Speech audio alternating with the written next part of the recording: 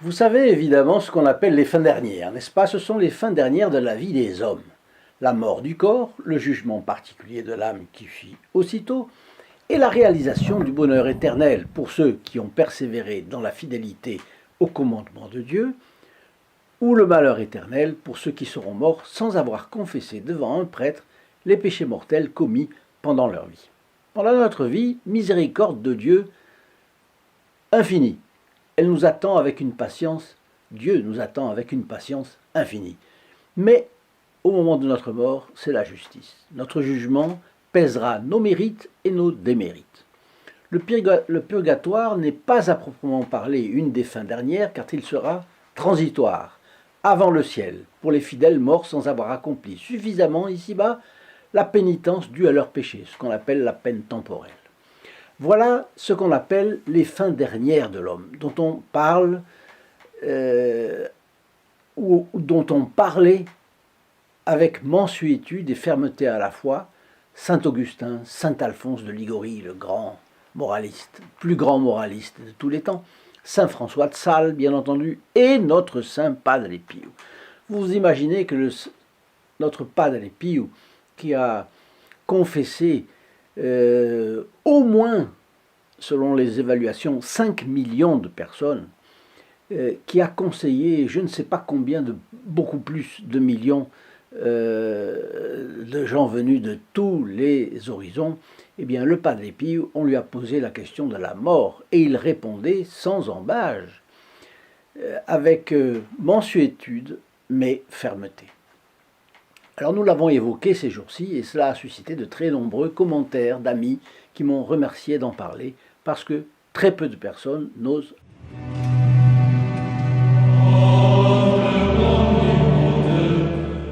Chers amis fidèles du Padre Pio, bonjour, mon nom est Jean Goyard et vous assistez au programme Grâce au Padre Pio. Et aujourd'hui, pense à tes fins dernières et tes fins dernières te sauveront. C'est une phrase qui est, j'ai oublié le saint qui l'a dite, mais c'est commun dans l'Église. Pense à tes fins dernières et tes fins dernières te sauveront. Entre parenthèses, veuillez m'excuser pour la faute d'orthographe, puisque à la deuxième personne de l'impératif, le mot pense ne prend pas de S final, comme cela est apparu sur la miniature que je vous ai présentée. Alors je commence par remercier chaque membre des protégés du Padre Pio, parce que c'est principalement grâce à eux que le Padre Pio entre dans un nombre de foyers de plus en plus grand. Chaque jour plus grand. Ce sont des fidèles du Padre Pio qui se réjouissent des miracles multipliés hier comme aujourd'hui par le Padre Pio, mais en plus ils rendent leur enthousiasme efficace. Ils ne restent pas les bras croisés dans leur fauteuil à regarder les fioretti du Padre Pio. Ils ne restent pas les deux pieds dans le même sabot. Ils font un geste militant en propageant sa dévotion auprès de tant de gens déboussolés dans un monde particulièrement corrompu. Qui mieux que le Padre Pio peut aider notre société à pratiquer les commandements de Dieu?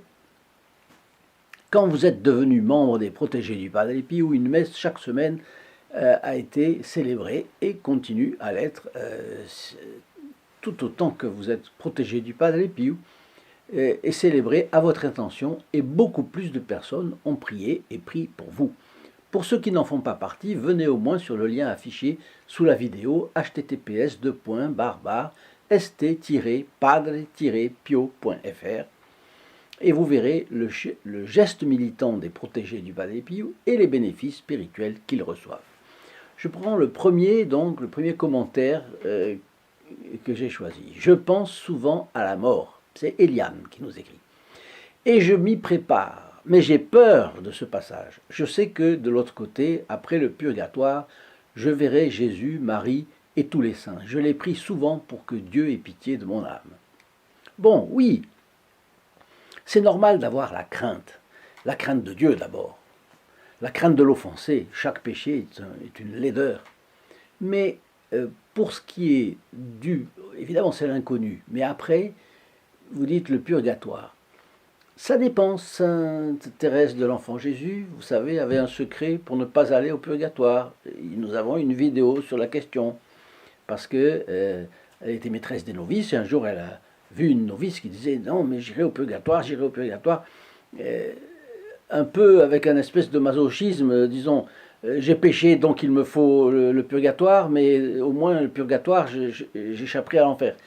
Sainte Thérèse lui a dit non, si vous faites ce que Dieu veut de vous, si vous vous mettez, ça demande un sacrifice, de l'orgueil, si vous vous mettez dans ses bras comme un enfant dans les bras de son père et que vous lui faites confiance entièrement, vous ne passerez même pas au purgatoire. Ne vous contractez pas, ne veuillez pas cela, et vous irez directement. Et elle a eu une vision, une fois que la sœur était morte, eh bien, elle lui demandait ses prières pour être sauvée du purgatoire, et Sainte Thérèse a dit à ses autres sœurs, elle a été au purgatoire parce qu'elle l'a voulu. Ah, reprenez cela, c'est incroyable, mais c'est ça. Sainte Thérèse, qui était on ne peut plus charitable, a dit cela. Donc on peut échapper au purgatoire, c'est le petit secret de Sainte Thérèse, de l'Enfant Jésus. Deuxième commentaire, c'est Anne Dominique. Pensons et préparons-nous à la mort, c'est un grand bien et la mort est un passage à une autre vie. Agissons dans le bien le plus possible et nous aurons une mort paisible et heureuse. Demandons à notre Saint Padre Pie, au glorieux Saint Joseph et à la très sainte Vierge Marie de nous y aider et nous assister le moment venu. Et n'oublions pas le dernier sacrement, l'extrême onction, qui apporte un très grand réconfort et une très grande paix. Oui, exactement, vous êtes 3 au moins à avoir dit cela, et vous verrez tout à l'heure, je vous en reparlerai, donc ce que je dirai tout à l'heure vaudra pour Reine Dominique. Mr. Side nous dit, c'est vraiment providentiel, cette semaine je pensais à Saint Joseph et au purgatoire. Et pensant au moment de ma mort, justement, vous publiez cette vidéo. Je viens de devenir un donateur mensuel et un protégé du Saint Padre Pio. Merci pour tout. Eh bien, nous sommes absolument contents, ravis de cette réaction également. C'est tombé, c'est la grâce. On ne peut pas dire autre chose, c'est la grâce qui a fait que elle vous a préparé à penser à Saint Joseph au moment où justement nous allions en parler. Quatrième commentaire, c'est Agnès. Merci pour oser parler de la mort. Je ne connais absolument personne, même chez les chrétiens, qui envisage sereinement la mort. Souvent, les personnes âgées, même pieuses, ne parlent que des problèmes de santé et de médecins. Oui, essayons de ne pas embêter notre entourage avec nos problèmes de santé et de médecins, c'est évident. Mais enfin, parfois, on est un peu écrasé par ces problèmes. Bien. Mais enfin, les personnes qui ne parlent que de leurs problèmes de santé et de médecins, ça c'est déprimant. Parce qu'ils ne pensent pas à l'au-delà. On me dit souvent, profite de la vie, sous-entendu au lieu de penser à la vie d'après. Mais pour moi, c'est une expression qui sonne creux. On la conseille quand on n'a rien à dire de profond. C'est vrai, c'est parfaitement exact. Les personnes n'ont pas voulu penser à la mort et donc ils n'ont pas de profondeur de l'âme pour ces questions. Donnée par Dieu, la vie terrestre est sacrée, mais elle prépare la vie éternelle. C'est tellement évident. Bien sûr, Agnès, je suis bien d'accord avec vous. Votre commentaire est fort intéressant pour tout le monde, d'ailleurs. Cinquièmement, un anonyme qui nous dit cela. Pour ceux qui ont peur de ne pas être en état de grâce lors de la mort, il y a des solutions comme réciter le chapelet de la Divine Miséricorde et avoir confiance en notre Seigneur Jésus-Christ. Oui, c'est parfaitement exact. Mais il y a aussi toutes les indulgences plénières que l'Église a mises à notre disposition et auxquelles si peu de fidèles ont recours. Vous savez que les indulgences partielles ont été supprimées il y a une 50aine d'années, c'est-à-dire ces prières qui faisaient gagner 300, 400, 500 jours de purgatoire, d'indulgence. On passait devant un calvaire, c'était indiqué sur le calvaire, bien. Mais il semble qu'il y avait eu des abus en matière spirituelle, les personnes pensaient trop à eux-mêmes, etc. Bon, en revanche, restent en vigueur la plupart des indulgences plénières. Et lorsque une indulgence plénière, si on est trop attaché à un vice, un défaut, et donc on n'obtient pas l'indulgence plénière, au moins on obtiendra une indulgence partielle. Donc on aura au moins gagné cela chaque fois. Donc je vous renvoie aux 2 vidéos postées sur le sujet que je vous laisserai en écran de fin de vidéo. Mais juste pour vous montrer qu'il nous arrive de rater de bonnes occasions, posons-nous la question. Combien d'indulgences avez-vous essayé de gagner cette année? Alors cet anonyme nous parlait du chapelet de la Divine Miséricorde. Un mot bref sur le chapelet de la Miséricorde. Vous le savez, le dimanche de la Miséricorde a été fixé par sœur Faustina Kowalska, de la part de notre Seigneur, au premier dimanche après Pâques. Cette année, cela va être le 7 avril. La neuvaine de la Miséricorde commence donc le vendredi 29. Je crois que beaucoup de mes auditeurs ont reçu un courrier leur donnant des précisions sur tout cela. Si vous ne l'avez pas reçu, eh bien, téléphonez au 08 05 36 08 47, appel gratuit depuis la France métropolitaine, appel local depuis les DOM-TOM et depuis le Canada, composez le 1 844 398 88 67. Je vous parlais également une fois, ces jours-ci, de la cinquième tactique,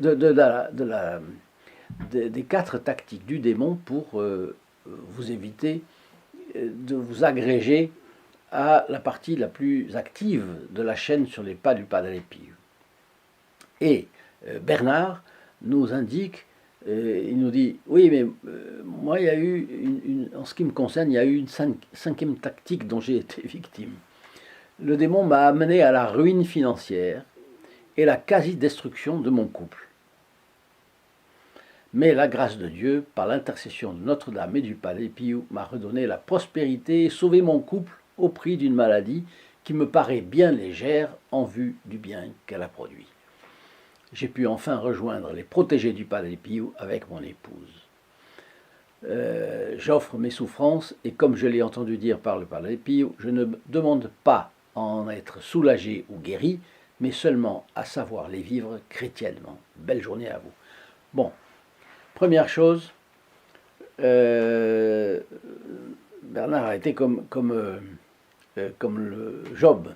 Il a été dépouillé, mais après, il a été, la Providence lui a restitué les moyens de vivre. Je suis très content de cela, mais je crois que beaucoup plus important encore est l'unité du couple. Ça, c'est évident. L'unité de son ménage. Donc, je suis très heureux pour cela et je crois que tout le monde est parfaitement ravi de cette heureuse issue.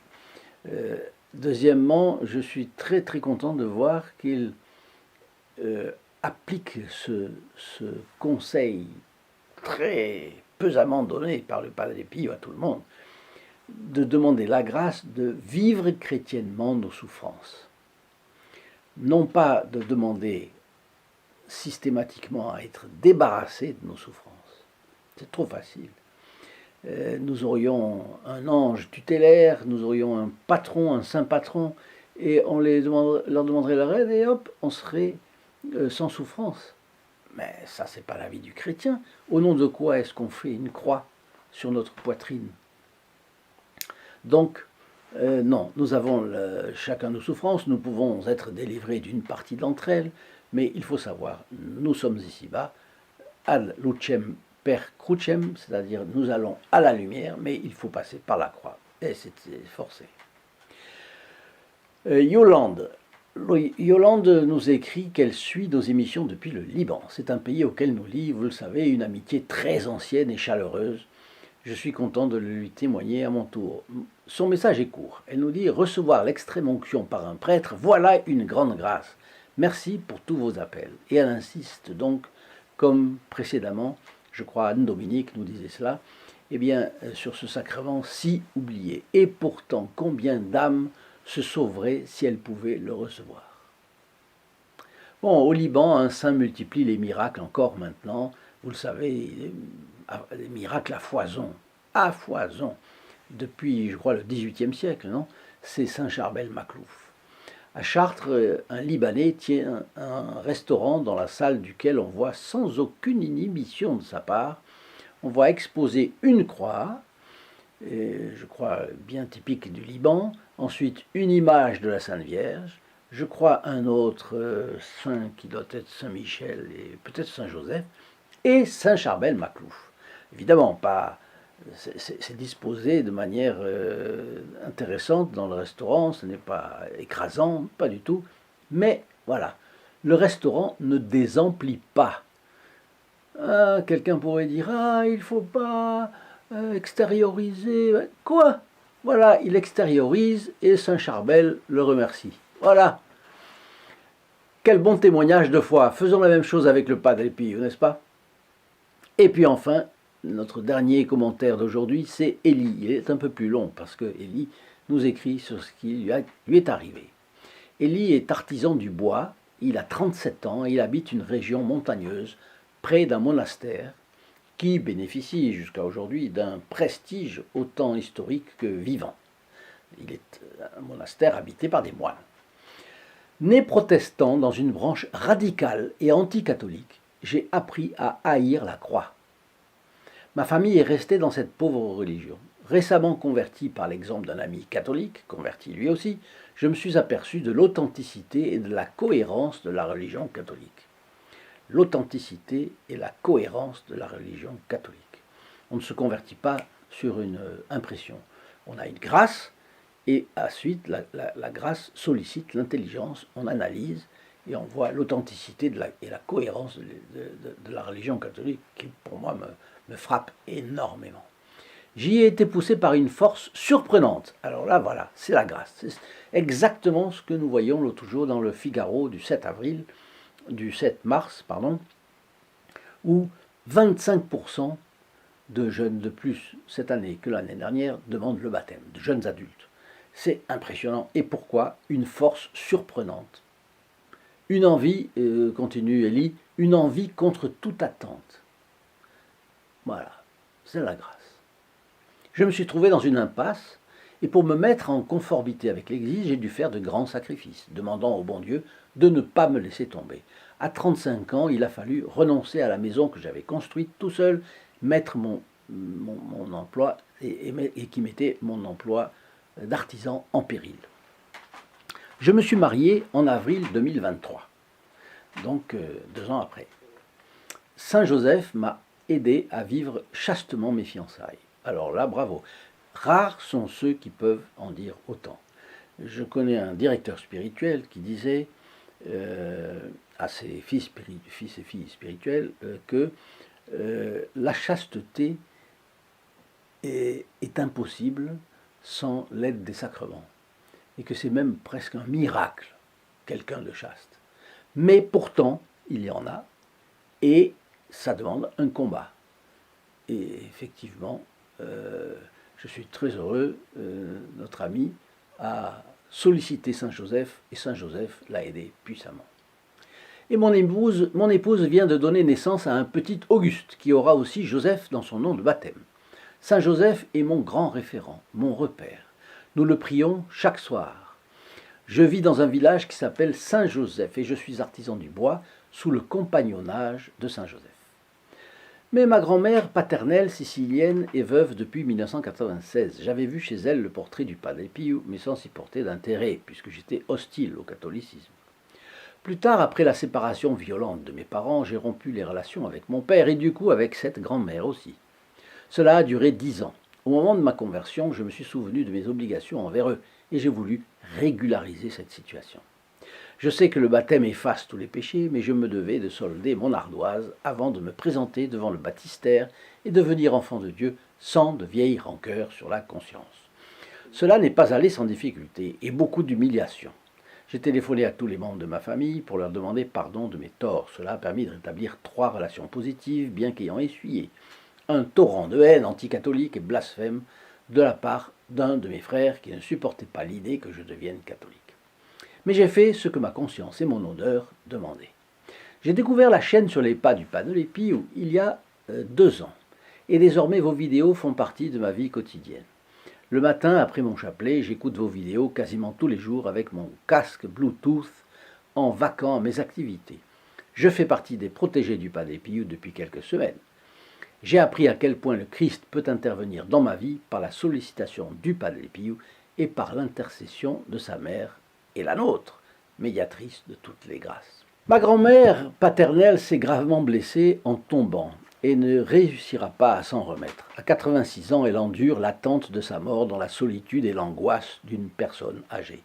Elle vient cependant d'être transférée dans un hôpital à 10 minutes de chez moi, ce qui me permet d'aller la voir facilement. Elle n'est pas vraiment pratiquante, mais famille italienne oblige, elle est restée catholique. L'autre jour, je me suis rappelé qu'elle avait une petite photo du Padre Pio. Et après avoir reçu de vous les fameux portraits du Padre Pio, j'en ai plastifié un pour le lui amener. Elle en a été si touchée qu'elle m'a remercié chaleureusement. Elle est de plus en plus faible. Elle vivra encore quelques jours, quelques semaines, tout au plus. J'ai aussi compris que je n'avais pas rempli toutes mes obligations envers elle. Même si le Padre Pio veille sur elle, il reste quand même quelque chose d'important à faire. L'aider à recevoir les derniers sacrements, ce qui n'est guère facile puisque la religion est si loin de faire l'unanimité dans la famille. Comment faire irruption avec un prêtre dans sa chambre d'hôpital ? Aujourd'hui même, et malgré les contractions incessantes de mon épouse avant son accouchement, c'était il y a 2 jours, je suis allé la voir et lui ai proposé de recevoir un prêtre, ce qu'elle a accepté avec joie. Ah, la cérémonie est prévue pour la fin de cette semaine. Elle pourra faire une bonne confession, recevoir la Sainte Communion. Un prêtre dévoué a accepté de faire 2 heures de route pour ce faire. Notez la rareté de la chose. Pardon. Je vous laisse imaginer l'émotion qu'il peut y avoir entre nous après 10 ans de séparation et aujourd'hui réunis par le Padre Pio. Cette vieille dame sur le point de mourir et moi attendant la venue au monde de mon petit enfant, de mon premier enfant. Merci au Padre Pio de nous avoir rapprochés, de lui accorder une belle mort, confessée et absoute, sans souffrance. Merci à Saint Joseph pour son patronage. Alors je vais faire deux remarques. La première est que Yolande, comme Élie et comme Anne-Dominique, ont bien présent à l'esprit que l'extrême onction, appelée souvent sacrement des malades ou dernier sacrement, a une importance capitale pour soi le jour où nous sentirons la mort s'approcher de nous, et que c'est une charité non moins capitale de faire en sorte d'amener un prêtre auprès d'un ami ou d'un familier, de quelqu'un de sa famille, qui va mourir. Il ne faut pas avoir honte de son nom catholique. Cela fait partie de notre honneur de catholique d'amener un prêtre à un mourant, car sa vie éternelle en dépend. Sa vie éternelle. Et puis rappelez-vous, qui sauve l'âme de son frère sauve sa propre âme. Notre Seigneur qui dit ça. J'observe ensuite que les membres du groupe de notre chaîne des protégés du Padre Pio sont spécialement heureux d'en faire partie. Ils participent à une grande œuvre de miséricorde. Une œuvre de salubrité morale aussi. Et en voit pas à pas les progrès. Donc ne soyons pas timorés, allons de l'avant et offrons nos sacrifices pour que le Padre Pio touche le plus grand nombre d'âmes possible. Si vous avez apprécié cette vidéo, dites-le s'il vous plaît, laissez-moi les commentaires qui vous viennent à l'esprit à la suite et partagez nos vidéos sur les réseaux sociaux. Non seulement vous entrez dans les intentions de la messe du vendredi à midi, mais les personnes qui la reçoivent sont aussi bénéficiaires des grâces de cette messe. Ne faites pas perdre les mérites de cette messe à vos relations pour le manque d'un clic ou deux. Bien. Et puis n'hésitez pas à venir me rendre visite sur le lien https://padre-pio.fr en bas dans la description ici. Et je vous dis à notre prochaine vidéo. Au revoir, excellente journée. In nome del Padre, del Figliolo e dello Spirito Santo, e così sia. Sia lodato Gesù e Maria, oggi e